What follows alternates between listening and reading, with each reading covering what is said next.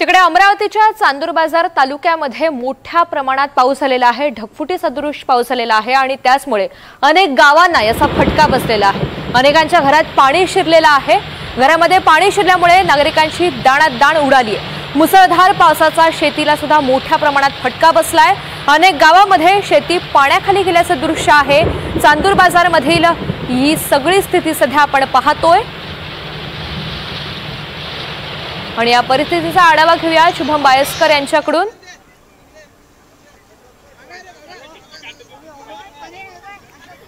तर अमरावतीच्या चांदूर बाजार तालुक्यामध्ये ढगफुटी सदृश पाऊस झालेला आहे।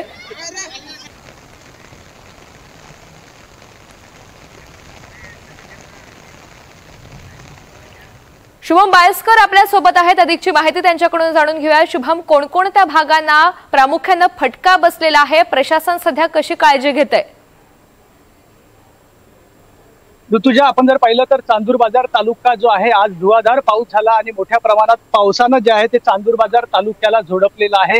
अक्षरशः स्थानिक नागरिकांची मोठी दाणादाण उडालेली आहे। अनेक नागरिकांचं घराखाली जे आहे ते पाणी शिरलेलं आहे। संपूर्ण गाव जे आहे ते पाण्याखाली गेलेलं आहे।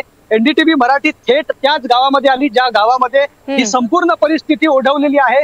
चांदूर बाजार तालुक्यातलं हे माधान गाव आहे आणि याच माधान गावामध्ये आपण जर पाहिलं तर हा नाला होता ज्याला काही वेळेपूर्वी मोठ्या प्रमाणात पावसाने वेढलेलं होतं। या संपूर्ण गावाला हा नाला जो आहे तो मोठ्या प्रमाणात वाहत होता आणि या नाल्याचं पाणी जे आहे ते अनेक नागरिकांच्या घरामध्ये शिरलं आहे। थेट गावामध्ये एनडीआरएफची बोट पोहोचली आणि या बोटीच्या माध्यमातून स्थानिक नागरिकांना जे आहे ते सुरक्षित बाहेर काढण्यात आलेलं आहे।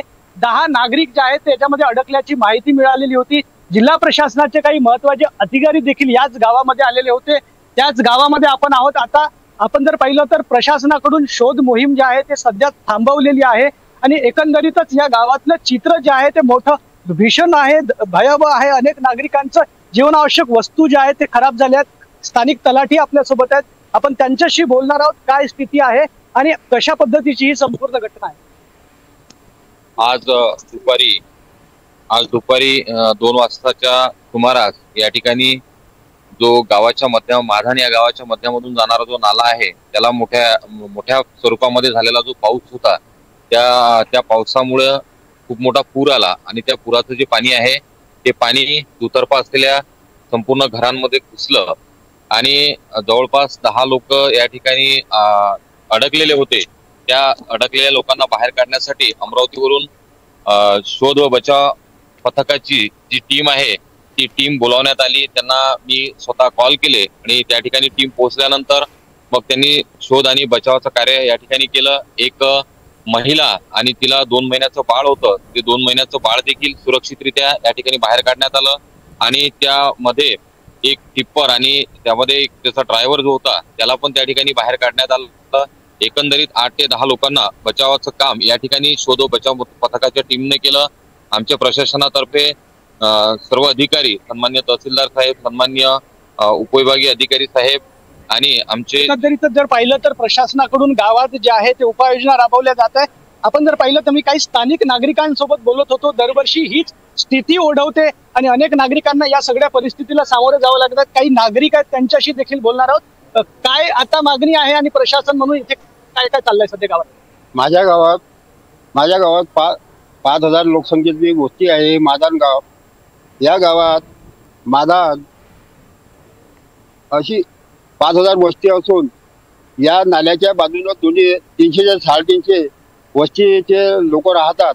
परंतु आज अचानक 15 ऑगस्टच्या दिवशी अचानक 2 वाजता पाऊस आला आणि अर्ध्या तासात इतका पाऊस आला की पूर्ण काळोख झालेला होता, अंधार पडलेला होता आणि लोकांच्या घरात घुसला, लोकांच्या शेतात घुसला।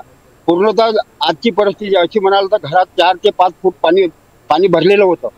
अन्नधान्य, चहाची सगळ्या सिलेंडर, साचऱ्या, ह्या गाद्या, दुल्या, छत्रंज्या पूर्ण ओल्या झाल्या होत्या आणि आज त्यांची राहायची कोणत्याही परिस्थिती व्यवस्था नसून शासनाने त्यांची व्यवस्था राहण्याची सध्यापूर्ती करून दिलेली आहे।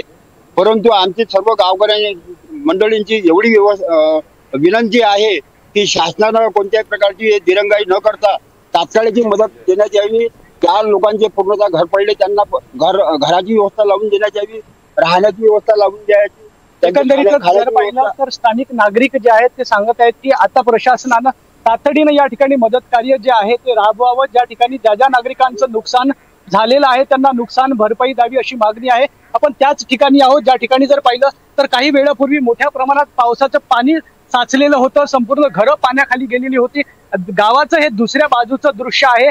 ज्या नाल्यामुळं या गावामध्ये पाणी शिरलं होतं ती ही संपूर्ण स्थिती आहे. ही तीच घरं आहेत ज्या ठिकाणी मोठ्या प्रमाणात पाणी शिरलं होतं, रस्त्यावर पाणी आलेलं होतं. आणि आपण जर पाहिलं तर माधान गावाची ही संपूर्ण स्थिती आहे. ही जी लोकवस्ती आहे ती या भागातली लोकवस्ती आहे. संपूर्ण स्थिती जी आहे ते आपण पाहू शकतो की हाच तो रस्ता होता, काही वेळेपूर्वी पाण्याखाली गेला होता. आणि हेच ते नागरिकांचे घर आहेत जिथे मोठ्या प्रमाणात पावसाचं पाणी जे होतं सगळ्या भागामध्ये शिरलेलं होतं.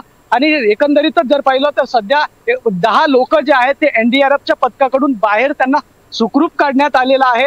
आणि काही ठिकाणी जे आहे ते अद्यापही सुदैवानं या ठिकाणी कोणत्याच प्रकारची मृतहानी अथवा जीवितहानीची बातमी नाही आहे.